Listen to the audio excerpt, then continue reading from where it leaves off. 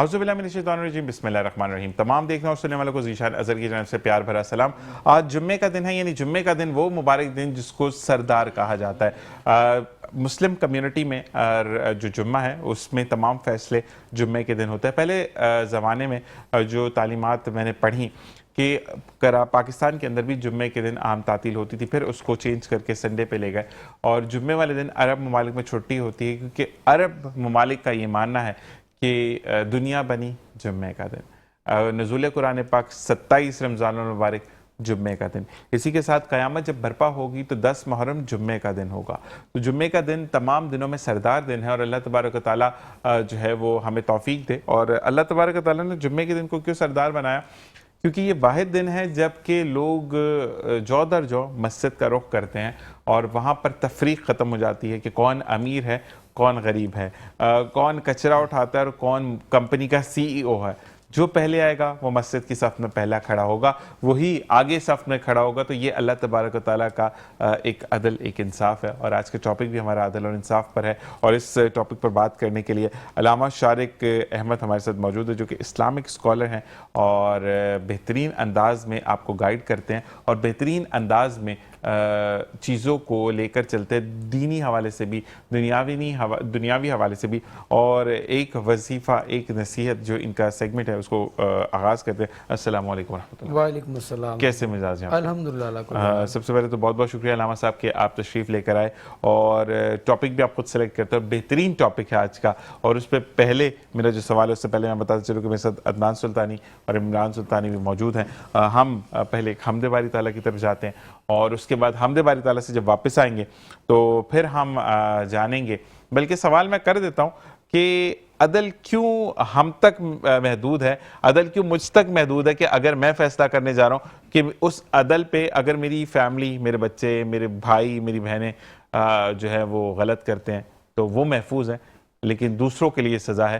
اس بارے میں ہم بات کریں گے، اور میں عدنان سلطانی سے کہوں گا کہ حمد باری تعالیٰ سنائیں، اس کے بعد ہم پروگرام کو مزید آگے بڑھائیں گے۔ بسم اللہ الرحمن الرحیم۔ سبحان اللہ، سبحان اللہ۔ ہم علامہ صاحب کی طرف واپس لوٹیں گے، اس کے معنی جاننے سے پہلے کہ عدل کیا ہے۔ ہم نے جو سوال کیا اس کے بعد ہم اس کے معنی جانیں گے، کیونکہ آپ کے لیے آسانی ہو جائے گی کہ میں نے سوال کیوں کیا۔ جی علامہ صاحب۔ بسم اللہ الرحمن الرحیم۔ ان اللہ یأمر بالعدل والاحسان، صدق اللہ العلی العظیم۔ ابھی کچھ دیر پہلے آپ نے جمعے کی فضیلت بتائی، اور اب کہا کہ لوگ درجوگ جمعے کو جاتے ہیں۔ آج یہ فرق ختم کر دیا جاتا ہے کہ کون امیر ہے، کون غریب ہے، کون CEO ہے۔ تو یہ صرف جمعے کے لیے نہیں ہے، بلکہ ساری نمازوں کے لیے۔ جی جی۔ کوئی مطلب یہ نہ سمجھ دے کہ شاید جمعے کو ہم یہ فرق مٹا دیتے ہیں، باقی دنوں میں چل رہا ہوتا ہے۔ نہیں، لوگ مسجد کا رخ نہیں کرتے افسوس کے ساتھ، اس وجہ سے۔ تو یہ ہماری کوالٹی اسلام کی کہ سارے ہر روز 5 دن یہ کوالٹی موجود ہے۔ اب یہ الگ بات ہے کہ اس کو اویل بہت سے لوگ صرف جمعے کے دن کرتے ہیں۔ ایسے ہی ہے۔ تو ہمیں تو پہلے یہ میسیج دینا چاہیے کہ بھائی یہ کوالٹی جمعے کے دن نہیں ہے، سب دن موجود ہے، اور آپ کوشش کریں اس کوالٹی کو اویل کریں۔ سبحان اللہ۔ سیکنڈ یہ ہے کہ آپ نے بات جو کی، دیکھیں سب سے پہلے نا ہم اپنے خود کے وضاحت کے بہترین وکیل ہیں۔ ایسا ہی ہے۔ ٹھیک ہے جی۔ اور دوسروں کو فیصلہ صادر کرنے کے لیے ہم بہترین جج ہیں۔ ٹھیک ہے، دوسروں کے لیے ہم جج بن جاتے ہیں، اور جہاں اپنی بات آتی ہے وہاں اچھے بہترین وکیل بن جاتے ہیں۔ تو یہاں پر ہمیں یہ سوچنا ہوگا کہ جس طرح ہم بہترین وکیل اپنی وضاحت کے لیے کیا کسی کو موقع دیتے ہیں بات کرنے کے لیے، اور کسی پر فوراً فیصلہ صادر کر دینا جج بن کر، یہ بھی غلط ہوتا ہے۔ عدل یہ نہیں ہے ذیشان بھائی کہ میرا دل کیا چاہ رہا ہے، عدل اس چیز کا نام نہیں ہے، بلکہ عدل اس چیز کا نام ہے کہ کسی شخص کو اس کا انصاف دے دینا، اس کے ساتھ ذاتی نہ ہو، یہ عدل ہے۔ اور جو عدل سے بڑھ کے کام کیا جائے وہ رحمت العالمین کی ذات والا یعنی کہ ذات ہے۔ وہ کون سی ذات ہے کہ جب فتح مکہ ہوا نا، یہ وہ لوگ تھے کہ جنہوں نے حضور پاک صلی اللہ علیہ وسلم پر ظلم کیے تھے، جہاں بچپن سے لے کے جوانی کے 40 سال گزارے گئے۔ ٹھیک ہے جی، اس جگہ کو وہ شہر مکہ جہاں پر حضور کی یعنی کہ زندگی کے سوانح اتنی زندگی گزری ہے، وہاں سے جب وہ لوگ انہیں تکلیف دے کر حضور ہجرت کر کے جاتے ہیں، اور جب واپسی آتے ہیں فتح مکہ ہوتا ہے، تو عدل تو یہ تھا کہ آج ان کو پھانسی پہ لٹکا دیا جاتا۔ ایسے ہی ہے جی، عدل تو یہ تھا کہ انہیں قید کر دیا جاتا، لیکن جو کہتا ہے نا کہ عدل سے بڑھ کر کام کرے وہ حضور کی ذات والا ہے نا۔ سبحان اللہ۔ کہتے ہیں کہ آج جو کعبے کی دیوار سے چمٹ جائے گا نا اسے بھی معافی ہے۔ سبحان اللہ۔ ٹھیک ہے جی، جو بھی سفیان کے گھر چلا جائے اسے بھی معافی ہے۔ سبحان اللہ۔ جو اپنے گھر کے دروازے کو بند کر دے اسے بھی معافی ہے۔ تو عدل سے بڑھ کر جو چیز ہوتی ہے وہ احسان ہوتا ہے.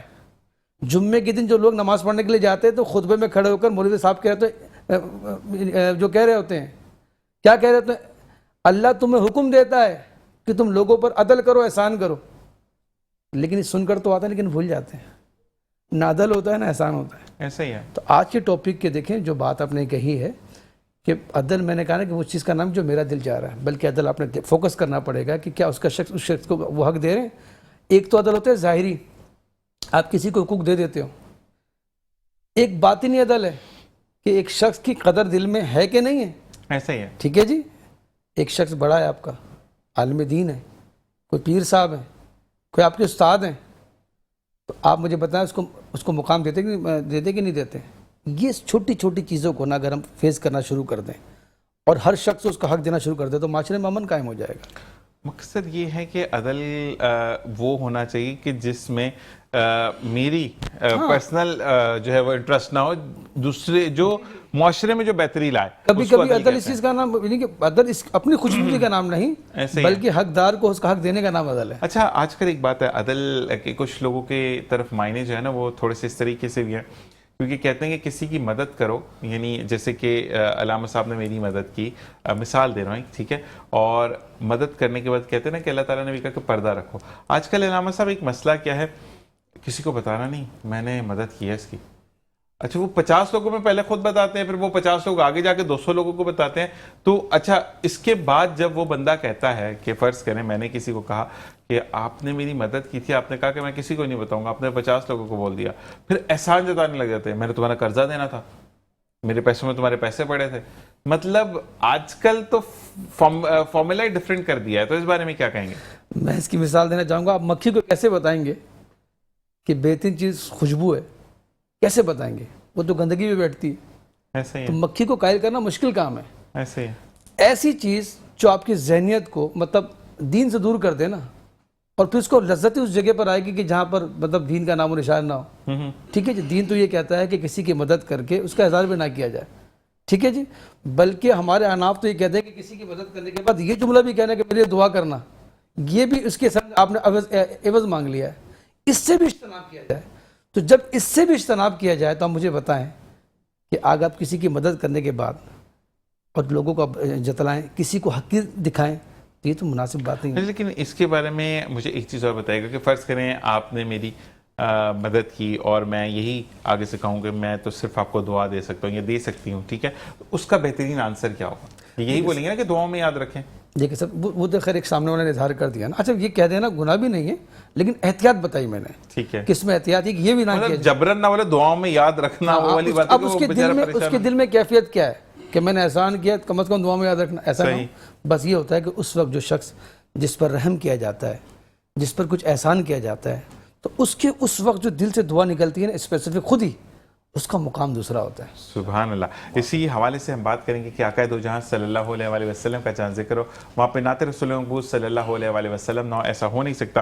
تو عمران سلطانی بھائی ہمارے ساتھ موجود ہیں جو کہ آقا دو جہاں صلی اللہ علیہ وآلہ وسلم کی بڑائی بیان کریں گے. بسم اللہ الرحمن الرحیم. اور جناب ویلکم بیک, اور علامہ صاحب کی طرف واپس آتے ہیں. علامہ صاحب, ہم بات کر رہے تھے عدل کی, انصاف کی, بہترین فیصلے کی, اس کو عدل کہتے ہیں نا, کہ اگر آپ بہترین فیصلہ کرتے ہیں. آقا دو جہاں صلی اللہ علیہ وآلہ وسلم کے پاس جب ایک شخص آیا اور اس کو سزا دی گئی تو آپ نے یہ کہا کہ اگر اس کی جگہ فاطمہ بھی ہوتی تو میں اس کو بھی یہی سزا دیتا. تو مقصد یہ ہے کہ آقا دو جہاں صلی اللہ علیہ وآلہ وسلم کی اگر ہم بات کریں, ان کی ذات مبارکہ کی بات کریں, تو ریاست کے سپہ سالار تھے. اگر ہم دنیاوی انداز میں بات کرتے ہیں, اگر ریاست ایک دن کی بھوکی تو آپ 4 دن کے بھوکے. آپ نے کبھی یہ نہیں کیا کہ میں تو بعد میں شروع کروں گا بھوک, پہلے عوام کو بھوکا مارتے ہیں.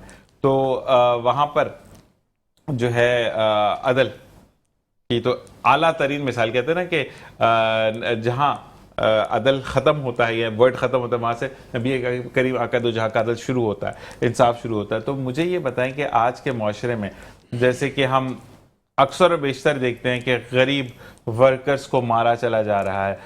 ایک بچے کو موٹر سائیکل والے نے اب معافی مانگ رہا ہے, مار مار کے اس کی دونوں ہپ بونز توڑ دیں. وہ کیا وجہ تھی کہ بچے کو یہ بولا کہ نٹ ٹائٹ کرو یا نٹ کو ویلڈ کرو اس کے سائلنسر کے, بائک کے, اور وہ بچہ جو ہے وہ ٹک ٹاک دیکھنے میں مشغول تھا, اس نے نہیں سنا, واقعی میں کام پہ تھا, لیکن کس نے آپ کو حق دیا اور اس کے بعد یہ کہہ کر اس کو معافی دے دی کہ یہ آئندہ نہیں کرے گا. بچہ تو مفلوج ہو گیا ٹانگوں سے, وہ تو چلنے پھرنے سے رہ گیا. تو عدل کہاں پہ گیا, انصاف کہاں پر گیا؟ کیونکہ وہ ایک اس کا مالک تھا, گیراج کا مالک تھا, اس کے اوپر عدل نہیں ثابت ہوتا, اور اس کو یہ بولا گیا کہ صبر کرو انشاءاللہ بہتری ہوگی. تو اس کا کیا فیصلہ آئے گا؟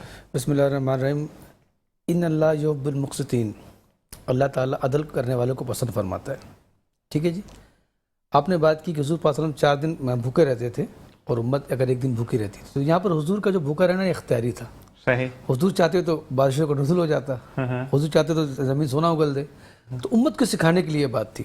بہرحال دیکھیں, عدل جہاں پر قائم نہیں ہوتا تو وہاں پر یہ فساد, یہاں پہ جھگڑے, نفرتیں پیدا ہوتی ہیں. ایک عدل آپ کو کتنے سارے فائدے دیتا ہے پتہ ہے آپ کو؟ ایک عدل سے اللہ کی محبت ملتی ہے, حضور کی سنت پر عمل کرنے کا موقع ملتا ہے. سبحان اللہ. اگر آپ انصاف پسند ہیں نا تو معاشرہ آپ پر اعتماد کرتا ہے, ایسا ہی ہے, آپ کی باتوں پر بھروسہ کرتا ہے. اگر آپ انصاف پسند ہیں تو معاشرے میں آپ کی عزت ہوتی ہے. ایسا ہی ہے. اگر آپ انصاف کریں گے تو معاشرے میں امن و سکون قائم ہوگا. عدل کرنے سے آپ کے دل کو بھی سکون ملتا ہے. ایسا ہی ہے. عدل کرنے سے جہاں پر عدل ہوتی ہے تو وہاں پر اللہ پاک برکت عطا فرماتا ہے, وہاں پر اللہ کی محبت آتی ہے. جہاں پر اللہ کی محبت آتی ہے وہاں روزی بڑھ جاتی ہے. آج لوگ پریشان ہیں بھائی کھانے کو نہیں ہے, آج لوگ پریشان ہیں کہ لوگ جھگڑا کر رہے ہیں, آج لوگ پریشان ہیں کہ چوری بہت ہو چکی ہے. یہ میرٹ, جب اب میرٹ کا قتل کرو گے نا, جب اب عدل کو قتل کر دو گے تو معاشرے میں امن سکون ختم ہو جائے گا. ایسا ہی ہے. رزق کی تنگی ہو جائے گی, جو کہ فساد بڑھ جائے گا, آپ پہ لوگ اعتماد نہیں کریں گے. تو ایک عدل آپ کے اندر اتنے سارے بینیفٹ, اتنی کوالٹی پیدا کر دیتا ہے کہ آپ کو اللہ کے نزدیک کر دیتا ہے, سبحان اللہ کے محبوب بنا دیتا ہے, حضور کی سنت پر عمل کرنے والا بنا دیتا ہے, معاشرتی برائی کو ختم کر دیتا ہے, آپ کا معاشرے میں اعتماد بلند ہو جاتا ہے, وقار بڑھ جاتا ہے, دل کو سکون ملتا ہے, روزی میں برکت ہو جاتی ہے. عدل کرنے والا گناہوں سے پاک ہو جاتا ہے, مطلب وہ ظلم نہیں کرتا. پھر یہ جو مثال آپ نے دی ہے نا, اس نے عدل نہیں کیا تھا. عدل سکھاتا ہے کہ بڑوں کا ادب, بچوں پہ شفقت, ایسا ہی. یہ عدل ہے. جب اس نے عدل کو چھوڑا تو کیا کیا آپ دیکھ لیں. تو عدل گناہوں سے بھی بچا دیتا ہے, عدل آپ کو ظالم بننے سے بچا دیتا ہے. تو یہ ایک ایسی چیز ہے کہ عدل پہ قائم رہے تو بے شمار بینیفٹ آپ کو مل جائے. علامہ صاحب, ایک کالر نے بھی یہ کہا کہ جب میں سوال کر رہا تھا تو اسی دوران کال آئی کہ ابھی کان میں کہ جواب دے رہے ہیں کہ چھوٹی عمر میں بچے کو کام پر کیوں بھیجا. اچھا, پرابلم یہ ہے کہ اگر بچہ پڑھ نہیں رہا, اس کو کوئی ہنر تو سکھانا ہے, اس کو غنڈہ تو بنانا نہیں ہے, اس کو وہ انسان تو بنانا نہیں ہے کہ جس میں جوان ہونے کے بعد لوگ کہیں یہ تو کرتا ہی کچھ نہیں ہے.